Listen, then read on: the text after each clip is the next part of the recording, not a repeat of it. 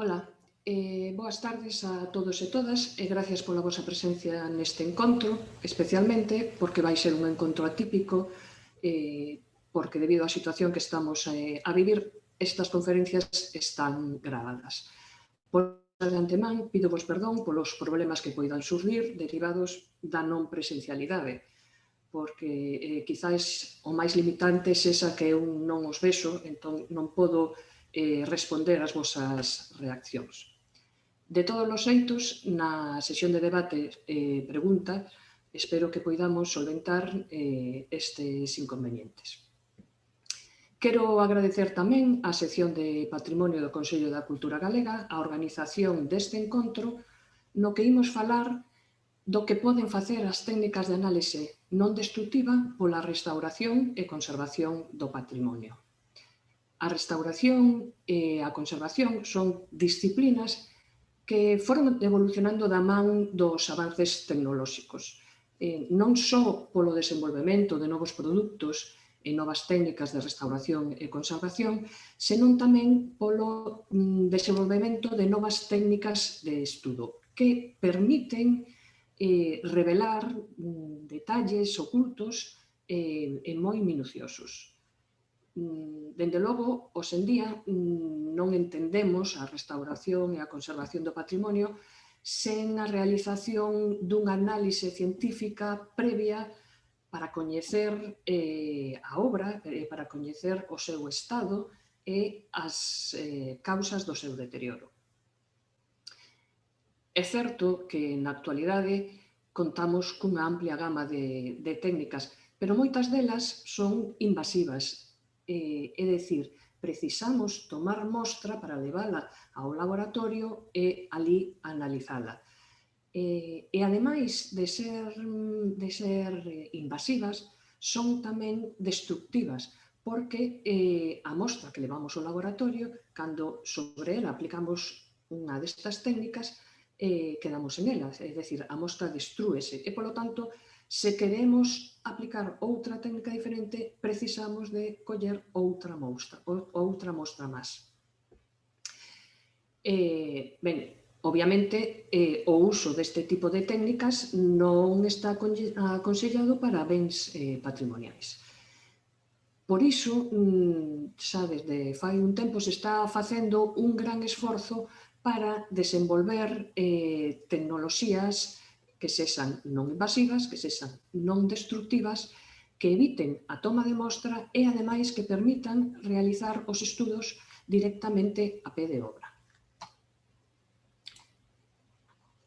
Ben, antes de continuar, permitideme que me presente, eu son Beatriz Prieto Lamas, son a coordinadora do Grupo de Estudos Medioambientais aplicados ao Patrimonio Natural e Cultural, que é un grupo da Universidade de Santiago de Compostela que leva máis de 25 anos estudando os procesos e as formas de alteración do patrimonio, particularmente do patrimonio construído.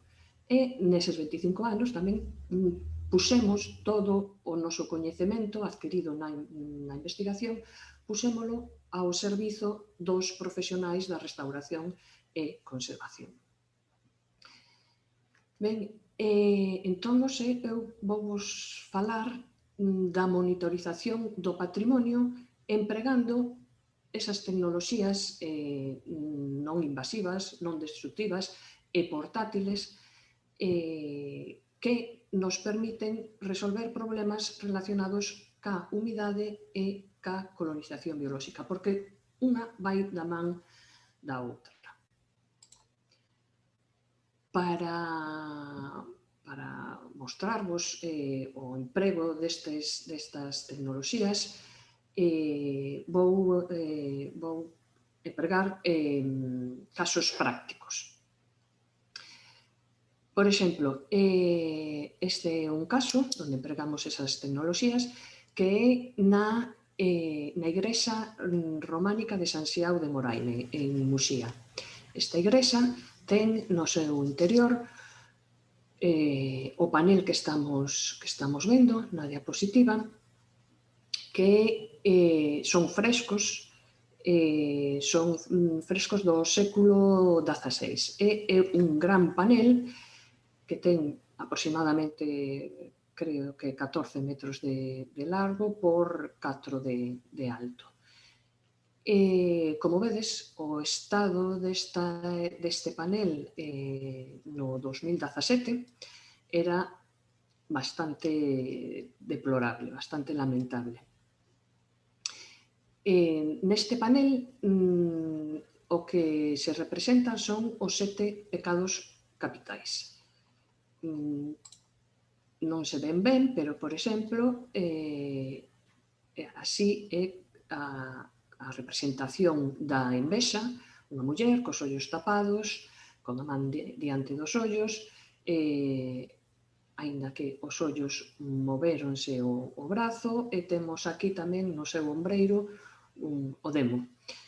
Outra representación, tamén en un estado bastante malo, é a representación da ira, é unha muller tamén que se está a cravar puñais no peito.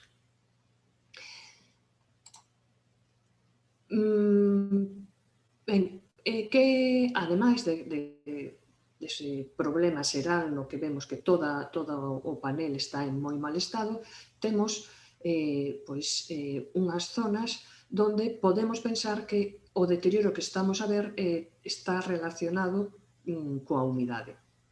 Por exemplo, nesta esquina de aquí o temos ampliado, vemos que hai colonización biolóxica por organismos fotótrofos e, ademais, vemos toda esta parte de aquí que son manchas blanquecinas que parecían sales, analizámoslas, eran sales. Hai sales, ou había sales en todo o panel. Tamén esta parte de aquí presenta esta cor ennegrecida, tamén, que aparentemente parece que pode haber humidade aí, tamén esta cor de aquí negra. Como afrontamos o estudo deste panel para coñecer se a auga é a causante do deterioro que experimentou? Ben, podíamolo facer de dúas maneiras. Empregando un método destructivo para coñecer o contido en humedade, que é o método gramimétrico. Este método consiste en tomar mostra, por iso é un método destructivo, pesala e quentala a 105 grados e voltar a pesala. Desta maneira, coñecemos o contido en humidade que ten a mostra. Por iso é un método absoluto, porque en realidade o que estamos a determinar é directamente humidade, directamente auga.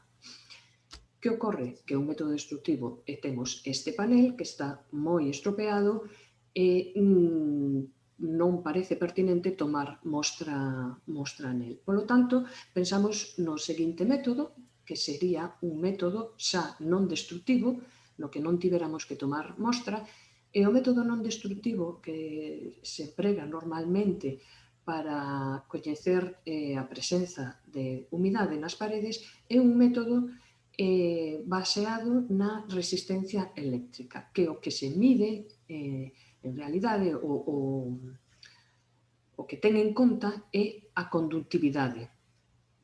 É un método relativo, non mide directamente a auga, senón que a partir da conductividade se sabe se hai auga ou non. É un aparato como este que ten 2 electrodos que aplícase unha corrente eléctrica e a intensidade da corrente eléctrica vai ser maior se hai auga. Que pasa? Que dixen antes que aquí hai sales e a conductividade está moi influída pola presenza de sales. Polo tanto, claramente este método, aínda que é non destructivo, non se pode aplicar nesta parede. Cal era a opción? Pois a opción pasaba non por analizar directamente o contido en humidade, senón analizar a posibilidade de que ocurreran sobre a parede episodios de condensación. Para coñecer se sobre unha parede existen, se poden darse episodios de condensación, o único que precisamos coñecer é o punto de rocío. O punto de rocío é a temperatura a que ten que arrefriar o aire para que o vapor de auga se condense. De maneira que se coñecemos o punto de rocío que existe nunha zoa e sabemos a temperatura da parede, se a temperatura da parede é inferior á temperatura do punto de rocío, sobre esa parede vaise producir condensación. Vale. Para coñecer o punto de rocío, vemos aquí este gráfico que nos indica que se coñecemos a temperatura do aire e coñecemos a humidade relativa do aire, podemos saber a temperatura do punto de rocío. Imaginadevos humidade relativa do 70%, por exemplo, unha temperatura do aire de 15 grados centígrados, ben, eso quere decir que a temperatura do punto de rocío é 10 grados centígrados. Se a parede ten unha temperatura inferior a eses 10 grados, sobre ela vaise producir condensación. Aquí temos os diagramas de temperatura e de humidade que foron recollidos mediante un termohigrómetro que registraba en continuo durante parte do ano 17, todo o ano 18 e parte do 19. Fixadevos que aquí temos en vermello a temperatura do interior da igrexa e en azul temos a temperatura do punto de rocío. Fixadevos que hai días nos que, como ocorre aquí, a temperatura do interior e a temperatura do punto de rocío son casi a mesma. Polo tanto, nestes días, a probabilidade de que ocorran episodios de condensación é moi alta. O dito de outra maneira, sí ou sí vai ocurrir condensación. Por que ocorre isto? Por que temos a temperatura interior e a temperatura do punto de rocío case a mesma? Fixadevos, porque son días nos que a humedade relativa interior é moi alta, é case do 100%. Ben, sabemos entón que hai días nos que va a ocurrir condensación sí ou sí, pero logo tamén temos outros días, como estes de aquí, no que existe diferenza entre a temperatura interior e a temperatura do punto de rocío. Estes días pode ocurrir condensación? Para saber eso, precisamos coñecer a temperatura da parede. E como determinamos a temperatura da parede? Pois podemos determinala sen moito problema empregando esos termómetros de infravermello portátiles que hoxe día parece que xa estamos todos moi acostumados, desgraciadamente, a eles, que son termómetros que empregan tecnoloxía láser, porque teñen un puntero láser, para medir xusto nun punto que nosotros queiramos, tecnoloxía de infravermellos, porque en realidade a medición baséase en que todo corpo que teña unha temperatura por encima do cero absoluto, que son 0 grados Kelvin ou menos 273 grados centígrados, sempre que teñan unha temperatura por encima do cero absoluto, van a emitir unha radiación electromagnética que é proporcional á súa temperatura. E unha parte desa radiación que emiten, proporcional á temperatura, é infravermella. E esa é a que é utilizada para medir a temperatura neste tipo de termómetros. Ben, con este termómetro o que fixemos foi en distintos días sobre a parede facer un escáner, escanear a temperatura. E obtivemos mapas deste tipo, nos que podemos ver que, por exemplo, había días nos que a diferenza de temperatura era entre distintos puntos no panel eran de 2 grados e outros días nos que era de 1 grado. A temperatura máxima que se registrou foi de 14 grados e a temperatura mínima foi de 7 grados. Ben, traballando con estes mapas, obtivemos este mapa xeral, ya tendo en conta todo o período, no que delimitamos as zonas máis frías, que son as zonas nas que existe posibilidade de episodio de condensación. Aquí vemos cales son as zonas máis frías e vemos que efectivamente coinciden con aquelas zonas que eu sinalara antes, en donde temos a colonización biolóxica, a presencia de sales, esta zona de aquí que parecía era escura e parecía humedecida. Estas son as zonas máis frías e, ademais,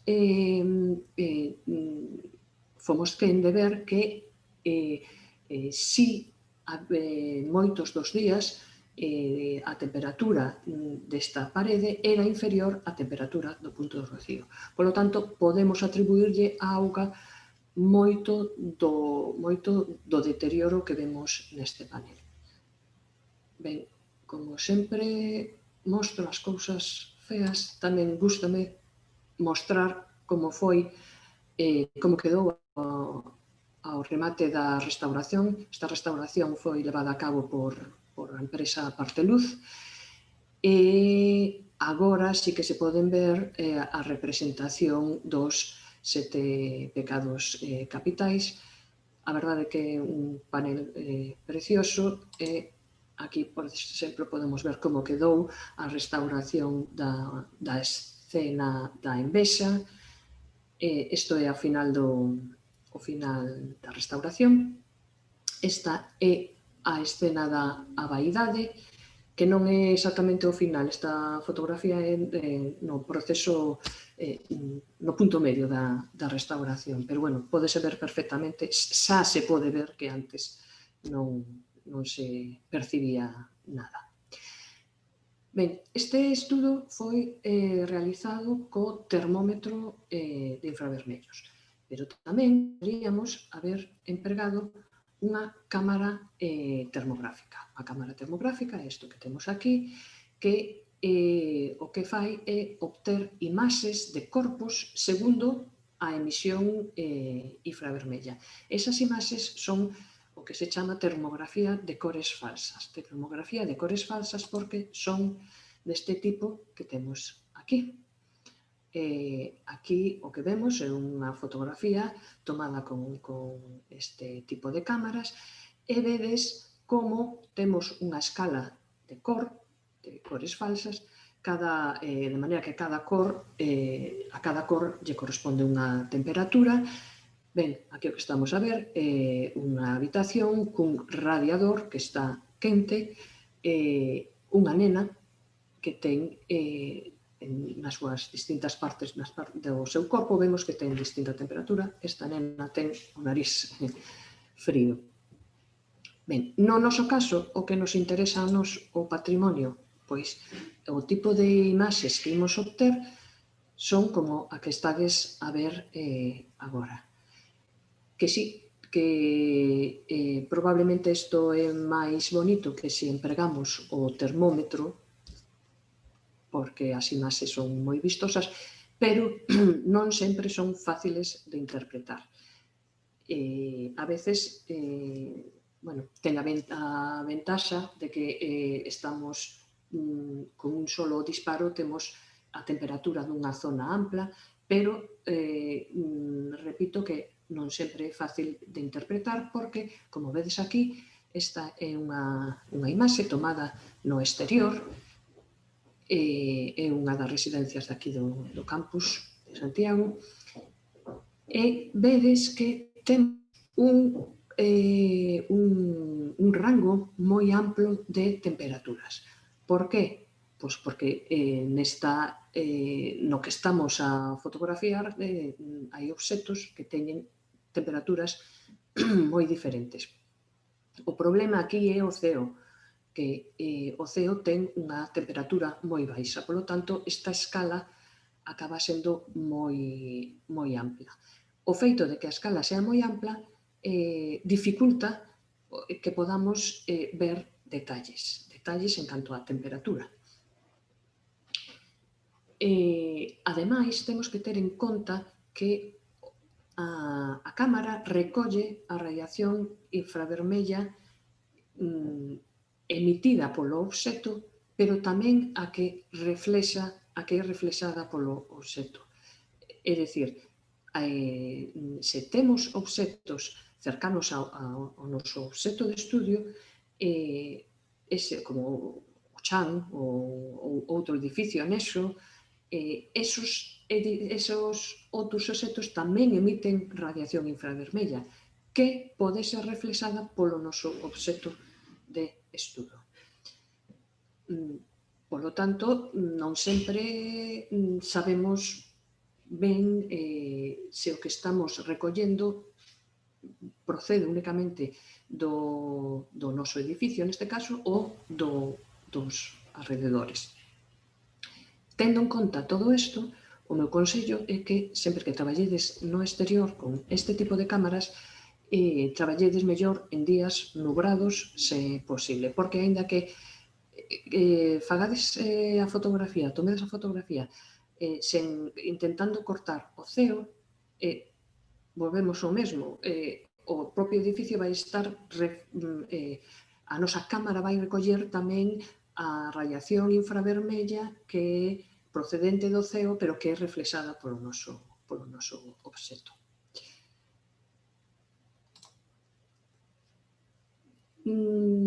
Outro exemplo na dificultade de interpretación deste tipo de imaxes vémolo aquí. Aquí temos a imaxe que obtivemos ca cámara de infravermellos e unha imaxe no lado esquerdo temos a imaxe de infravermellos e na dereita temos a imaxe tal cual o víamos nós nese momento. Ben, se analizamos esta imaxe de infravermellos, vemos que hai algunha anomalía. A verdade é que cando empregamos este tipo de cámara, o que imos buscando son anomalías. As anomalías son as que nos aportan información. Entón, aquí vese, na esquerda vedes como hai unha anomalía térmica entre esta parte de aquí e esta parte de aquí. E poderíamos interpretalo como que nesta zona da fachada pode existir algún tipo de fisura, algún tipo de oco, por exemplo, que provoca esa anomalía térmica. Podería ser a interpretación, pero en realidade non o é. Que pasa aquí? O que pasou aquí é que neste lado á dereita da fachada hai un edificio anexo. É un edificio anexo que proxecta sombra sobre a fachada. É certo que cando nosotros tomamos a fotografía de infravermellos, nese momento na fachada non había ningunha sombra. Por eso tomámola. Se hubiéramos visto a sombra xa non a tomaríamos. Pero a pesares de que non, nese momento non había sombra, o que sí é un feito é que o edificio da dereita proxectaba esa sombra. E, polo tanto, esta esquina de aquí, ao longo do día, quéntase moito máis que o resto da fachada. E, cando nos fixemos esta foto, aínda que non se veía esa sombra, sí, todavía estaba máis quente esa esquina. Polo tanto, a interpretación non é tan directa, non é tan fácil. Hai que coñecer, cando se trata do exterior, hai que coñecer moitos factores que interveñen. Con este exemplo, o que quero decirvos é que debemos coñecer, se traballamos no exterior, debemos coñecer a exposición directa ao sol ao longo do día.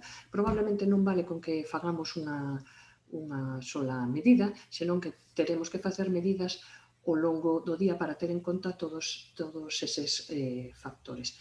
E é moi importante seleccionar o momento do día para realizar a medida, porque sabedes o que pasa. Un consello é que esas medidas é mellor realizarlas alá pola noitiña, cando xa está empezando a anoitecer. Ben, cando traballamos con este tipo de imaxes, podemos xogar cos esquemas de cor. Como vedes na diapositiva, temos diferentes esquemas de cor e cada un deles pode ser empregado según o que queramos poñer en relevancia. Por exemplo, este esquema de aquí é bo cando queremos mostrar os puntos quentes, mentres que este esquema de aquí, en baixo, é bo cando queremos mostrar o contrario, os puntos fríos. E, por exemplo, este da dereita con máis cores, este quizás é mellor cando estamos traballando no exterior e temos unha escala tan grande, permítenos poñer de manifesto mellor os detalles, porque a cada cor corresponderlle un rango máis pequeno de temperatura. Este tipo de cámaras termográficas pódense empregar para a detección de humidade. É o que dixen antes. En realidade, o que se busca son anomalías térmicas. Esas anomalías térmicas poden ser debidas á presenza de auga, poden ser debidas á presenza de ocos, por exemplo.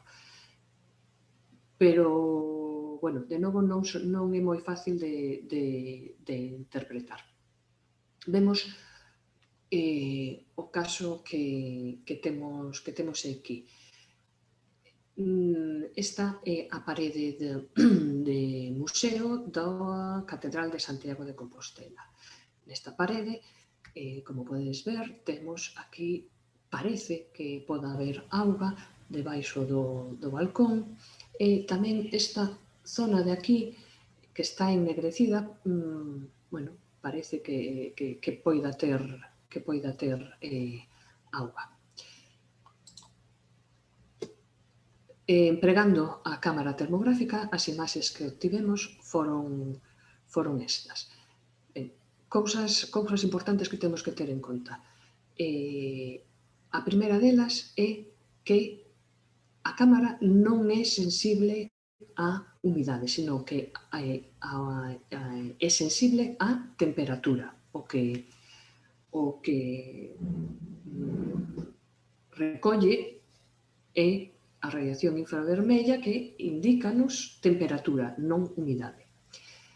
Pero sabemos que un material húmido comportase de maneira diferente a como se comporta un material seco.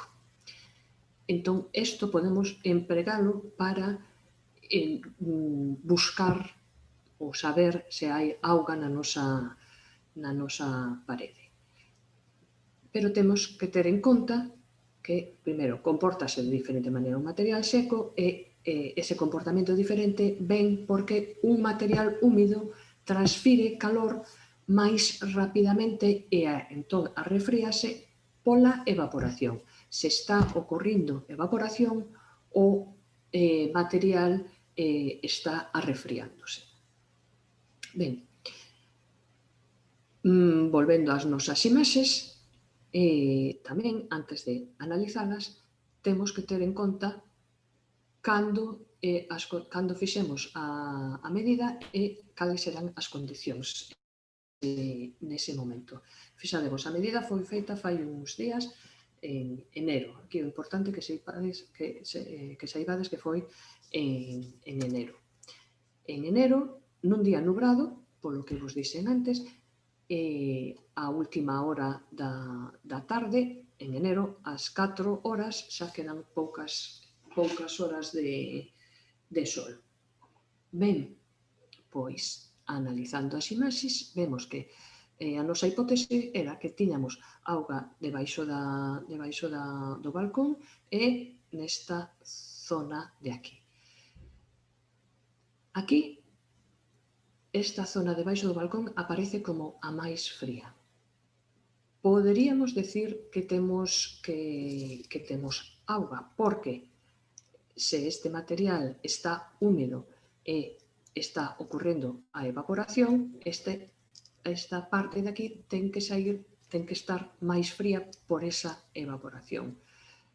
Bien, pensemos que a imaxe foi tomada ás 16 horas, ás 4 da tarde dun día de enero, en donde, nese momento, as condicións de evaporación, era un día nubrado tamén, non podemos pensar que nese momento este ocorrendo evaporación. Polo tanto, se esta imaxe fose tomada noutro momento, poderíamos, ao mellor, decir que aquí había auga.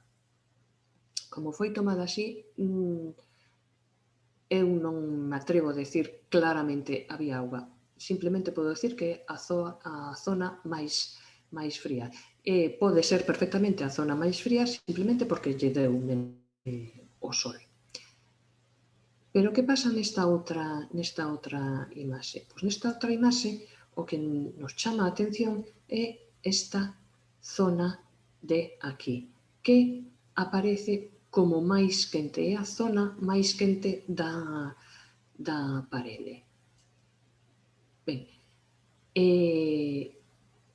se temos auga atrapada debaixo da superficie, sei que podemos ver esta zona como máis quente, porque a auga ten unha alta capacidade calorífica e, polo tanto, quéntase e arrefríase máis lentamente que a pedra.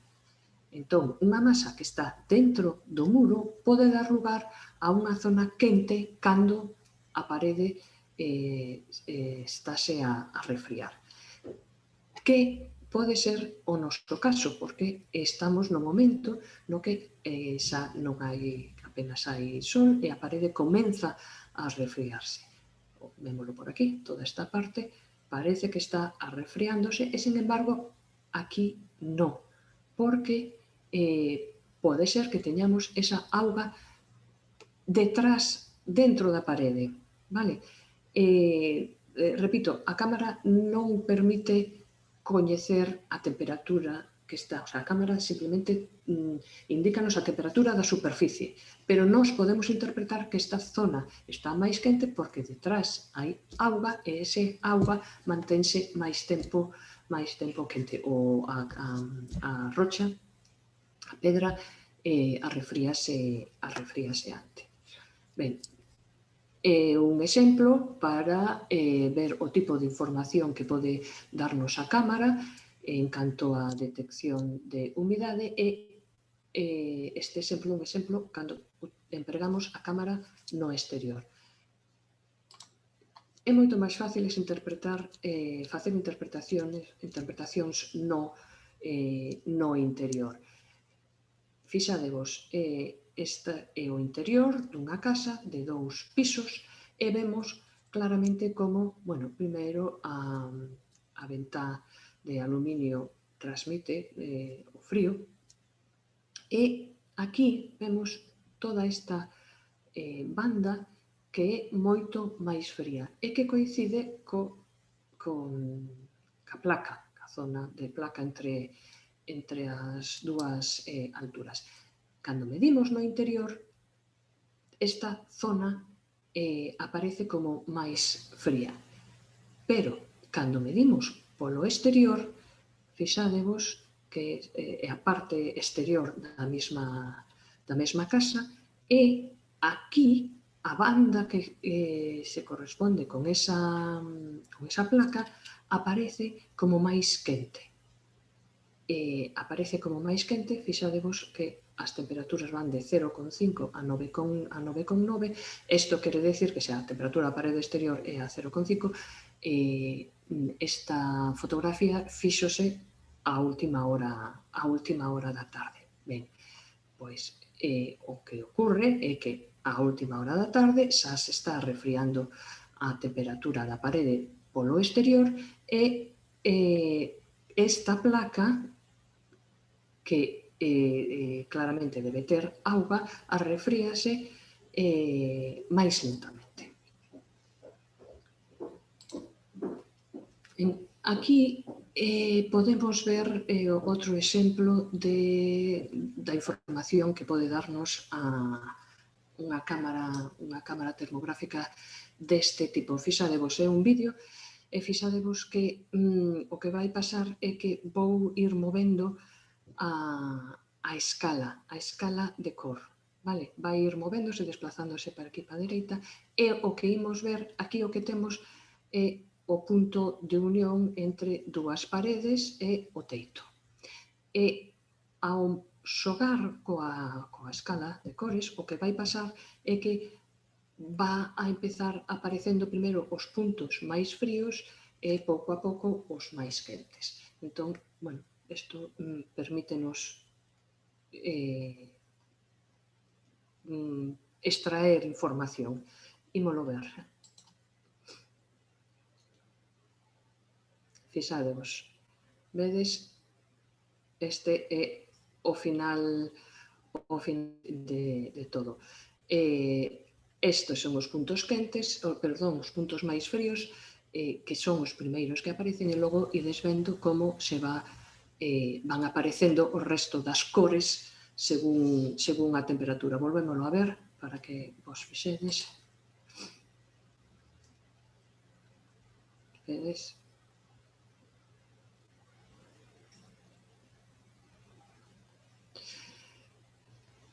Moi ben. máis exemplos ou máis aspectos a considerar. Pois outro aspecto a considerar é cando temos diferentes materiais. Aquí temos unha parede que está construída en granito e ten este encintado demasiado grosso, probablemente non moi bo.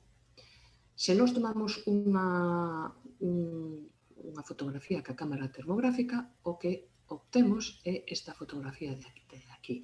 E podedes ver claramente como se dibuxa o encintado, ese morteiro. Así vémolo, pero podemos velo de outra maneira. O que podemos facer é representar únicamente un intervalo de temperaturas, o que nosotros queiramos. Por exemplo, aquí representamos dende 6,1 até, non sei, 6,7 debe ser ou algo así. Vedes que nese intervalo de temperatura está todo o granito. Sen embargo, o que é o encintado, de novo, debúxase ben porque non está dentro dese rango, aparecería neste outro rango. Ou ben podemos pedirlle que marque ou dibuxe un intervalo concreto entre 5,4 e 6,1. Ben, neste caso, o que aparece son precisamente o encintado é o que está en cor azul. Polo tanto, o granito e este morteiro teñen diferente comportamento térmico e o encintado está máis frío que o granito e isto pode facernos pensar que sobre el pode ocurrir condensación e se ocorre condensación, esa auga que condensa aí no encintado pode pasar ao interior. Eso xa depende da calidade do encintado, pero é unha posibilidade a contemplar. Ben, temos maneira de coñecer se temos, hemos falado de auga superficial, pero temos maneira de coñecer se temos auga subsuperficial ou auga profunda. Fixadevos na imaxe de detrás, aquí está claro que auga hai. Esta auga parece que sae desde as xuntas e que logo escorrega pola parede. Ben, pode ser que salga dende as xuntas, que a auga este no interior, pero tamén pode ser o que acabamos de dicir, que ocurra condensación na superficie nestos morteiros e que logo a auga escorre. O que está claro é que é interesante coñecer se temos auga subsuperficial ou auga profunda. Este serían outros casos nos que poderíamos plantexarnos se existe auga no interior da parede. Aquí temos estes contrafortes que claramente teñen auga e están a meter auga no interior do muro da igrexa. Este outro caso, que é o interior doutra igrexa, vemos que aparecen uns sillares deste tipo que están moi ennegrecidos e por la parede escorrega tamén auga. Ben, a mesma idea. Ben do interior ou non? Fai moitos anos, ou uns anos, visitamos esta igrexa donde, como vedes, no chan aparecen manchas deste tipo que parece que unhas pezas do enlosado están húmedas, outras están secas. Nese momento, para coñecer se debaixo do enlosado había auga, o que tivemos que facer foi levantar o enlosado e tomar mostras a diferente profundidade. Analizalas, o sea, tomamos mostra, método destructivo, analizámolas empregando o método gravimétrico. E desa maneira coñecemos como era a distribución da auga no chan. Hoxe en día, eso xa podémoslo facer sen empregando un método non destructivo. E para ver como se emprega ese método non destructivo, que consiste no uso de microondas, vou vos presentar o caso práctico do castelo de Stirling, en donde estudamos a distribución da humedade nos seus muros. Concretamente, estudamos a distribución da humedade nos muros da guardhouse, a casa de guardia, que está preto da Northgate, a entrada norte ao castelo. Ben, esta casa do garda está musealizada, é dicir, dentro representa o que era a antiga casa do guardia e queríase coñecer se estes muros tiñan auga no seu interior.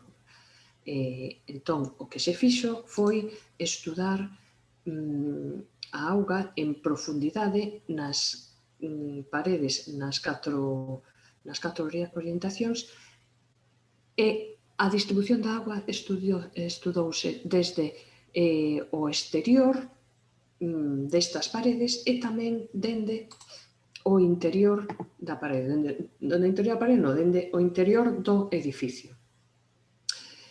Tiñamos no interior unha estancia na que tres das súas paredes coincidían precisamente coas paredes este, norte e oeste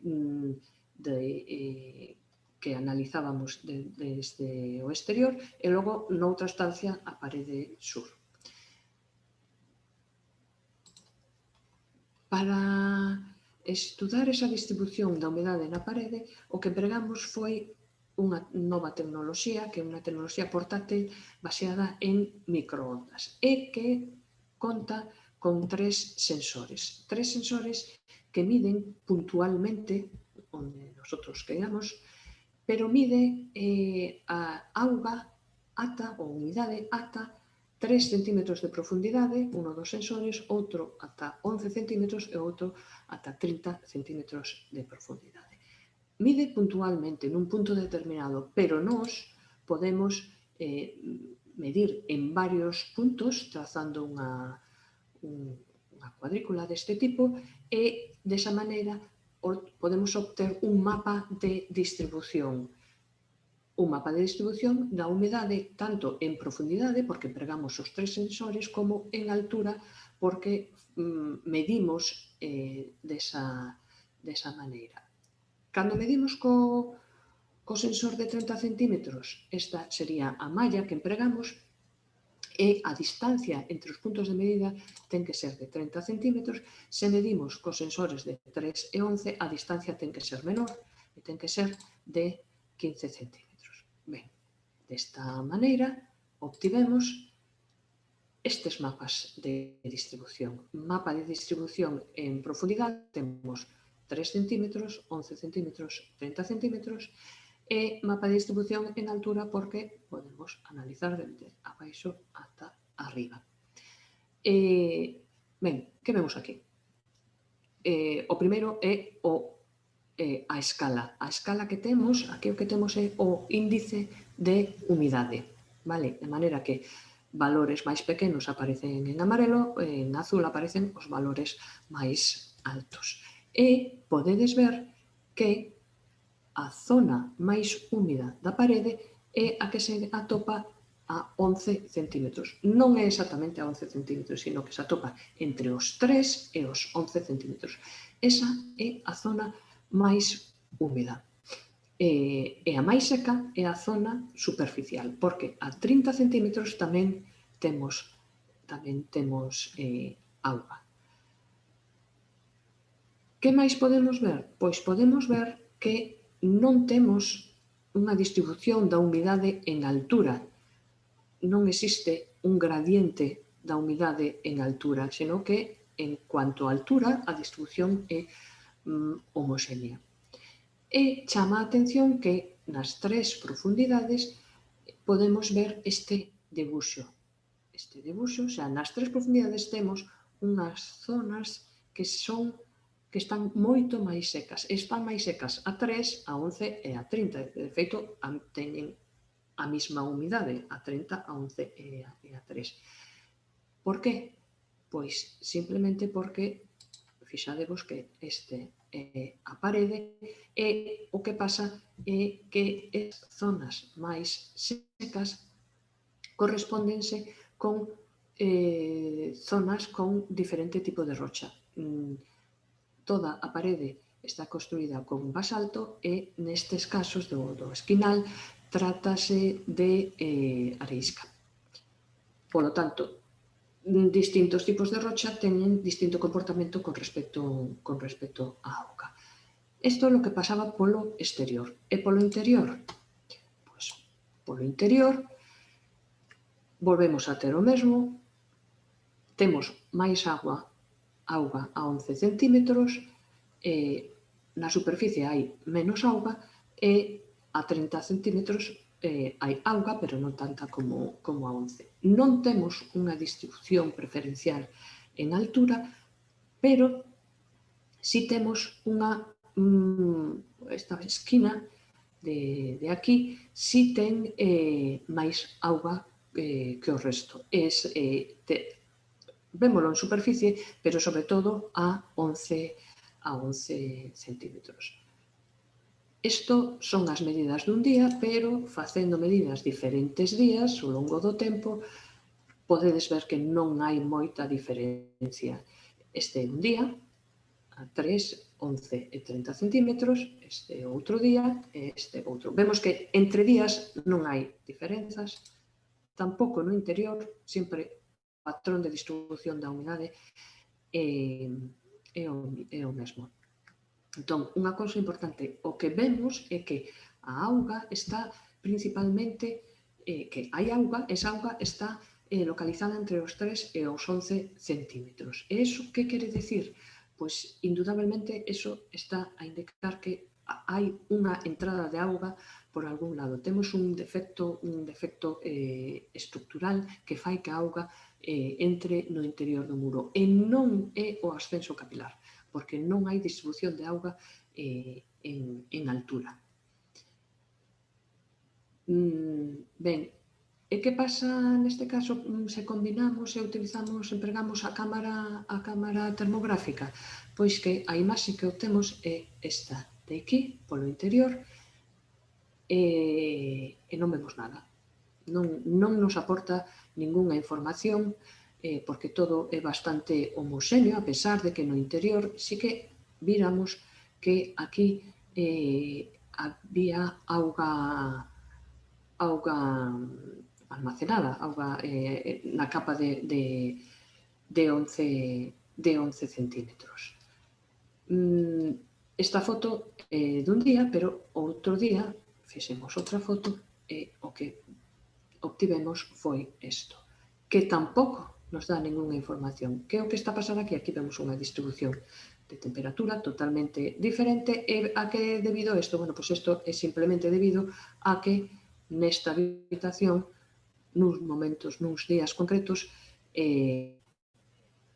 encéndese este pequeno radiador que fai que o aire este quente distribúese a distintas alturas. Por lo tanto, tampouco se pode empregar este tipo de a cámara neste caso, ou polo menos non nos dá a información suficiente. Ben, outro exemplo do emprego do aparato de microondas para determinar humidade en profundidade. Outro exemplo é este, que é na Domus Domitreo. Na Domus Domitreo hai estancias nas que aparece colonización biolóxica. Como vedes, nesta parte de aquí aparecen algas e cianobacterias e nesta parte de aquí aparecen líques. Probablemente, ou case seguro, aquí hai, nesta distribución, ten moito que ver a luz, unha luz que teñen aquí. De feito, vemos que a parede de detrás está colonizada na zona da luz, pero queríamos coñecer se tamén a humidade do chan pode ter importancia. Fixemos as determinacións nas tres alturas, 3, 11 e 30 centímetros, e, como podes ver, non hai unha distribución preferencial en canto a profundidade. Temos moita auga, e esta auga é a mesma a 3, máis ou menos a mesma, a 3, 11 e 30 centímetros. Pero si temos unha zona na que hai menos auga e nesa zona onde están os líques. Noutro recinto anexo a este, tiñamos somente nesta zona colonización.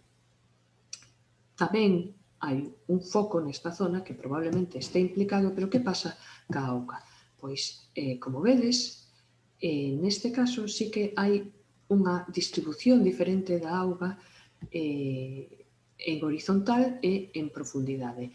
E vemos que sí que coincide xusto a zona onde está a colonización cun maior contido en auga ou en humidade a 3 e a 11 centímetros. A 30 non hai tanta auga, aínda que hai.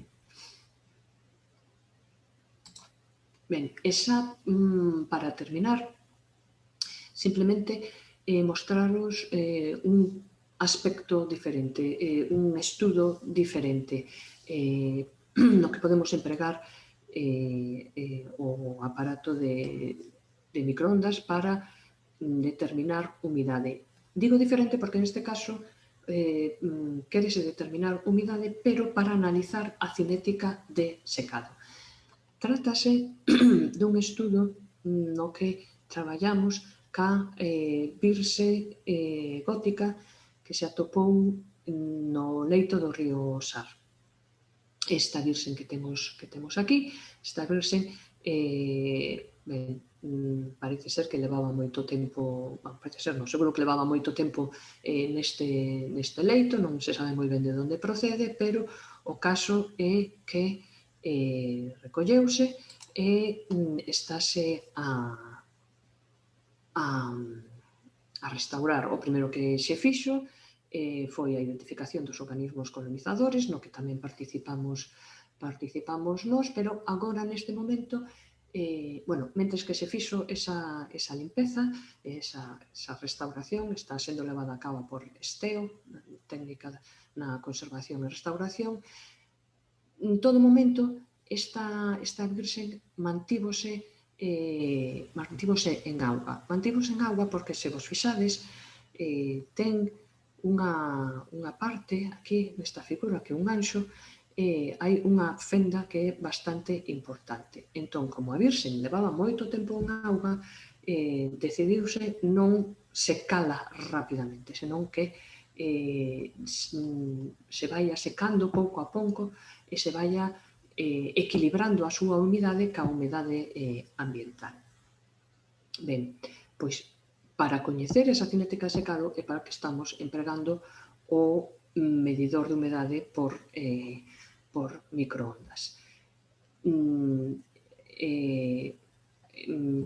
Medimos a humidade que presenta esta virxe, xa digo que está sempre sumersida. Pois 5 horas despois de sacala da auga, medimos a súa humidade. Este simplemente son uns primeiros resultados, porque xa digo que estivo 5 horas fora da auga e vai voltar outra vez á auga ata que se decida en que momento se cala del todo. Primeiro secarase no recinto no que está ata que alcanza a humidade, equilibrio ca humidade ambiental, e logo levarase ao museo onde vai ser exposta e ali tamén terá que sufrir un proceso de aclimatación a esa humidade.